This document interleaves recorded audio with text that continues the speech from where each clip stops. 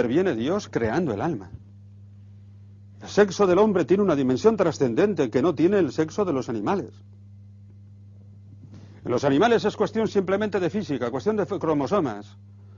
Pero es que el hombre tiene una dignidad tan grande que ese alma no puede venir de los padres, viene directamente de Dios. Ya lo decía Santo Tomás, el alma es espiritual, decía Santo Tomás, es simple. Y no se puede partir, no se puede generar. Y lo que no se puede partir, no se puede generar. Y entonces indudablemente hay una intervención de Dios, y por eso el sexo tiene también una dimensión trascendente. Dicho con otras palabras, el sexo es una forma de colaborar con Dios para el nacimiento de la persona humana. Porque la persona humana tiene una dignidad sagrada tan importante que hay allí una intervención de Dios. Entonces, ¿la Iglesia dice que el sexo no tiene sentido si no es para procrear? No. La Iglesia dice que el sexo no tiene sentido más que dentro del matrimonio. Y en el matrimonio, indudablemente, habrá actos que son procreativos, ¿no es cierto? Y otros actos conyugales dentro del matrimonio no lo son, porque por sí mismos no traen la procreación. Pero no dejan de ser unos actos de amor total, fiel, exclusivo y definitivo. ¿Me entiendes? Es decir, no es que todo acto sexual dentro del matrimonio tiene que traer la procreación, no. Hay matrimonios, por ejemplo, que no tienen hijos, ¿no es cierto? Y ese sexo dentro del matrimonio tiene sentido porque es un acto de comunión entre los esposos, total, fiel y exclusivo y definitivo. Y subrayo estos adjetivos porque si no, no hay forma de entender el sexo. ¿Entendido? A mí el caso de la poligamia, perdonad que os cuente esto, en África me decían aquellos angoleños, pero la Iglesia, ¿por qué nos impone a nosotros la monogamia? La monogamia es algo que pertenece a la cultura de Occidente, de España, pero nosotros somos africanos y tenemos una cultura polígama. Yo les respondía de la siguiente manera, como soy malo, les decía, no, nosotros antes que cristianos éramos celtíberos, y como celtíberos éramos paganos, como todo el mundo, éramos polígamos, como todo el mundo. La monogamia que nosotros tenemos en España viene del cristianismo. Y toda la monogamia que hay en este mundo, por si no lo sabéis, viene del cristianismo. Y entonces eso es posible. ¿Es posible vivir la monogamia? Les decía a aquellos hombres. Claro que sí. Vivid la vida cristiana de una forma coherente y llegaréis a comprenderlo. Y las mujeres me entendían enseguida, porque las mujeres son las que sufren la poligamia, ¿no es cierto? Porque saben que son amadas parcialmente. Y no totalmente. Una es amada por el dinero que ha llevado, la dote que ha llevado. Otra es amada por su belleza, pero ninguna de ellas es amada de una forma exclusiva, ¿no es cierto? Y sienten el peso de la poligamia. Las mujeres estaban todas de acuerdo con la monogamia. Pero ¿cómo controlas cuándo tienes un hijo y cuándo no, entonces? Porque yo he oído que la Iglesia habla de los métodos naturales. Sí. Pero fallan. Tienes que usar los métodos que pone el hombre. Has dicho una cosa que realmente supone bastante ignorancia, que los métodos naturales fallan. Falla el ojino, que es hacer unas cuentas a partir de la menstruación, ¿me entiendes? Y eso puede fallar, ¿no es cierto? Porque el ciclo de la mujer puede tener variaciones y ese método falla. Pero hoy en día el ojino no lo utiliza nadie.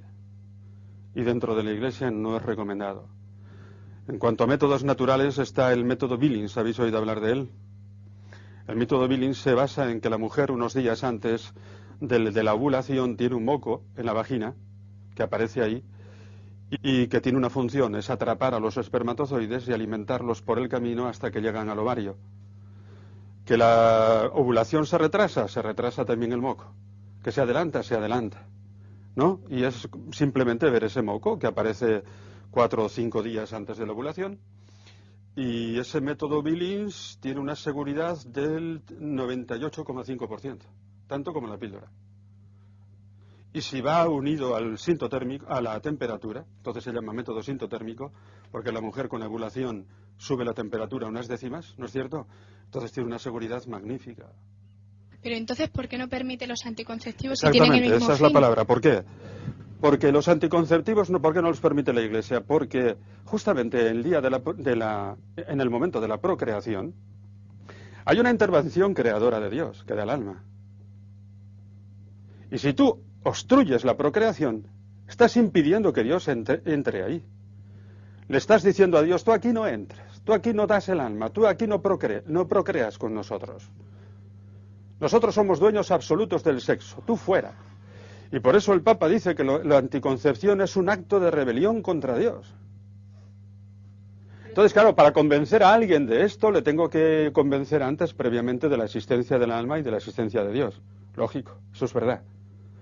Pero, repito, si la anticoncepción, si la procreación humana fuera cuestión meramente física, la Iglesia no intervendría ahí. Pero es que es una colaboración con Dios.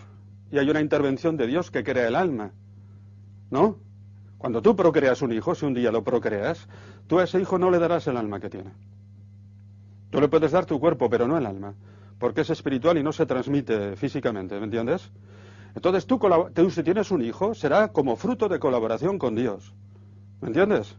Entonces, los métodos anticonceptivos son una intervención que impide la entrada de Dios, impide ese acto de creador de Dios, y por lo tanto son un acto de rebelión contra Dios, por eso realmente tienen una inmoralidad. Y la Iglesia permite acudir a los métodos naturales, que son seguros, ¿entendido?, para llevar un uso, razonable de los hijos. ¿Entendido?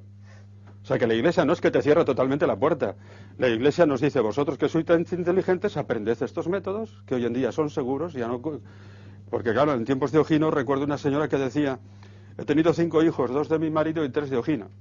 Pero la finalidad un poco también de los métodos naturales es que no entre Dios, puesto que estás decidiendo tú si quieres o no tener hijos. Sí, pero es que pasa una cosa, pero ahí no te pones al orden de Dios, porque Dios, como es inteligente, en eso creo que estaréis de acuerdo, ha hecho que la mayor parte del ciclo sea infecundo. Porque Dios sabe que una mujer no puede tener 30 hijos. Entonces la mujer es fértil, pues 4 o 5 días antes de la ovulación y 1 después de la ovulación, porque el óvulo no dura más de 24 horas. Todo el resto del ciclo es infecundo. Entonces, indudablemente, cuando una persona tiene motivos serios para no tener más hijos, cuidado, no es que se puedan utilizar los métodos naturales por egoísmo, no, sino cuando una pareja dice, mire usted, señor cura, nosotros no podemos tener más hijos porque económicamente no podemos más. Cuando una persona tiene motivos serios para no tener más hijos, Dios le ha dejado la mayor parte del ciclo infecundo y ahí no hay ninguna intervención de Dios en la parte infecunda. Es Dios mismo el que lo ha hecho. Y entonces cuando una persona se limita a hacer el acto conyugal en la parte infecunda del ciclo, está cumpliendo el plan de Dios, no es un acto de rebelión contra Dios. Pero, o sea, yo entiendo las dimensiones del sexo, la finalidad, pero lo que no entiendo es por qué no es bueno, si tú quieres a tu pareja, pues tienes hijos, una pareja estable, pero no te casas. Ya. O sea, no vas al altar pero le prometes a ella que la vas a querer toda la vida. Sí. ¿Por qué no es bueno? Porque también eso hay una... O sea, que es para siempre, como usted decía antes. Hombre, por supuesto, hay matrimonios de gente que no es cristiana. Y esos matrimonios indudablemente son buenos.